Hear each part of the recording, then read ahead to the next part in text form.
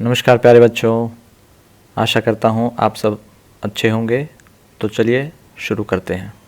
तो आज हमारे सामने हिंदी की कार्यपत्रिका आई है और कार्यपत्रिका संख्या है हमारा 134। चलिए देखते हैं आज हमें वाक्यांश के लिए एक शब्द इस कार्यपत्रिका में करने हैं। शुरू करते हैं। प्यारे बच्चों, आइए आज कुछ नया सीखते हैं। इन दोनों वाक्यों को पढ़िए। सुरेश लोहे की चीजें बनाता है, सुरेश लुहार है। इन दोनों वाक्यों में एक ही बात कही गई है, परंतु दूसरे वाक्य में लोहे की चीजें बनाता है, ये जो शब्द है इस पूरे शब्दों के लिए केवल एक ही शब्द लिखा है, लुहार। बहुत सारे शब्दों के जगह पर एक शब्द लिखने से वाक्य सरल व छोटा हो गया है, यानी कि सरल मतलब आसान हो गया है। कभी कभी किसी बात को कहने के लिए बहुत सारे शब्द न कहकर एक ही शब्द का प्रयोग किया जाता है। जैसे जो कपड़े सिलता हो उसकी जगह हम क्या इस्तेमाल कर देंगे? दर्जी शब्द का इस्तेमाल कर देंगे। जो साथ पढ़ता हो, सहपाठी। तो ऐसे ही ये वाक्य के अंश हैं, कुछ भाग हैं, उन शब्दों की जगह हम केवल एक ही शब्द इस्तेमाल कर सकते हैं।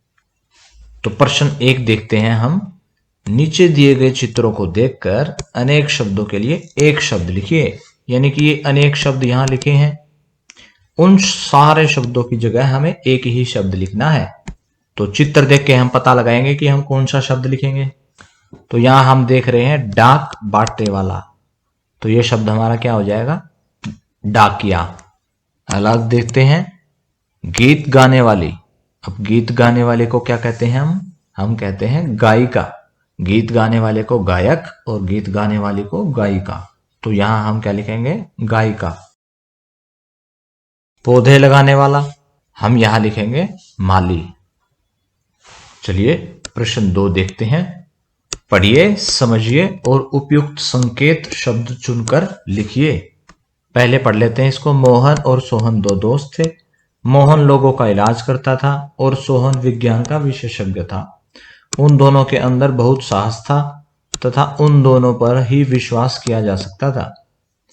वे दोनों ही ईश्वर में विश्वास रखते थे। तो पहला देखते हैं, जो लोगों का इलाज करता हो उसको हम क्या बोलेंगे? चिकित्सक बोलेंगे। जिस पर विश्वास किया जा सके वह हो जाएगा हमारा विश्वसनीय। जिसमें साहस हो वो हो जाएगा हमारा साहसी। अगला देखते हैं, जो विज्ञान का विशेषज्ञ हो वह हो जाएगा वैज्ञानिक और ईश्वर में विश्वास रखने वाला आस्तिक। तो ये जो सारी हमने बातें पढ़ी थी इनको हम छोटा करके भी लिख सकते हैं। अब प्रश्न 3 देखते हैं।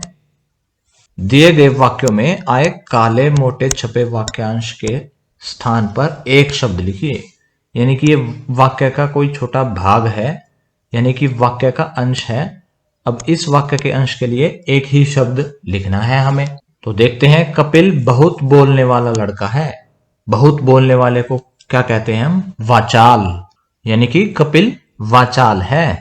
अगला देखते हैं, निखिल हमेशा सच बोलता है। हमेशा सच बोलने वाला कौन होता है? वह होता है सत्यवादी।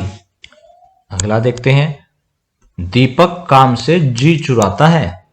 काम से जी चुराता है मतलब कि काम करने का मन नहीं करता उसका। तो ऐसे व्यक्ति को क्या बोलते हैं हम? कामचोर। अगला देखते हैं, मछली जल में रहती है। जल में रहने वाला जलचर। अगला प्रश्न देखते हैं।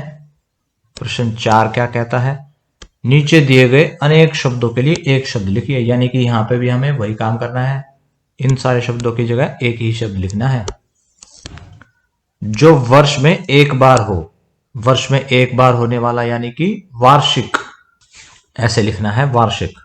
अगला पढ़ते हैं, जिसके समान कोई दूसरा न हो, यानी कि कुछ ऐसा है जिसके समान कोई दूसरा है ही नहीं, कोई द्वितीय कोई दूसरी चीज है ही नहीं, तो उसका हम क्या लिखेंगे जवाब? अद्वितीय। तो ऐसे लिखते हैं अद्वितीय। ये द के नीचे जो लगाया है इसको बोला जाता है हलंत। हलंत का मतलब है इसको सिर्फ हल्की सी आवाज देनी है, द, यानी कि आधा द के बराबर है। तो ये जो द हम नीचे देख रहे हैं ऐसे भी लिख सकते हैं इसी शब्द को। ये जो नीचे व लगाया है ये पूरा व है और द यहाँ पे आधा है, तो द की आवाज बिल्कुल हल्की सी आएगी, अद्वितीय। द की आवाज के तुरंत बाद ही व की आवाज आएगी, अद्वितीय। अब ती में हम बड़े ई की मात्रा देख रहे हैं तो तीय बोला जाएगा, अद्वितीय। आज की क्लास यहीं ख़त्म होती है। अगर आपके कुछ डाउट्स अभी भी बाकी हैं तो आप कमेंट सेक्शन में पूछ सकते हैं। कल फिर मिलेंगे, कुछ नया सीखेंगे। तब तक के लिए धन्यवाद। जय हिंद।